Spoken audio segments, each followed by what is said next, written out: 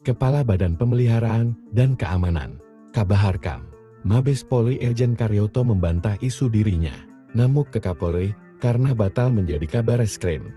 Pemerhati kebijakan publik Sugianto SJY menilai isu itu hoaks, sebab dalam kultur kepolisian, sangat kecil kemungkinan terjadi karena pangkat Kapolri 2 tingkat lebih tinggi.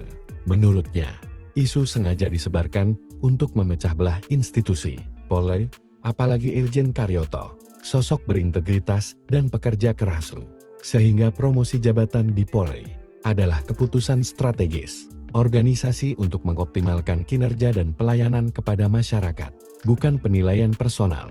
Hubungan baik antara Kapolri dan Irjen Karyoto bukti bahwa isu ngamuk tidak memiliki dasar faktual, yang ada justru loyalitas, profesionalisme, dan penghormatan tinggi terhadap hierarki kepolisian, katanya.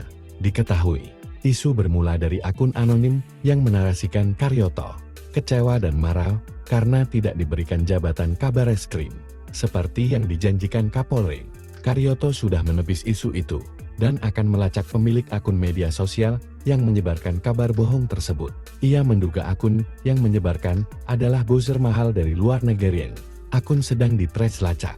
Biasanya akun luar negeri, buzzer mahal, kata Karyoto saat dihubungi. Jumat 8 Agustus 2025 sore. Besan Gubernur Jawa Barat Didi Mulyadi Alaiska DM ini mengatakan melacak akun tersebut. Jika sudah ditemukan akan diprotes hukum. Ya pasti diproses hukum, ungkapnya. Karyoto menegaskan, hubungannya dengan pemimpin tertinggi di Polri baik-baik saja. Tidak ada, sama sekali tidak ada. Hubungan saya sama Pak Kapolri itu sangat bagus, ucapnya dilansir Tribunnews. Lantas siapa Irjen Karyoto? Dia merupakan polisi kelahiran Pemalang, Jawa Tengah, 27 Oktober tahun 1968, dan lulusan Akademi Kepolisian Akpol tahun 1990.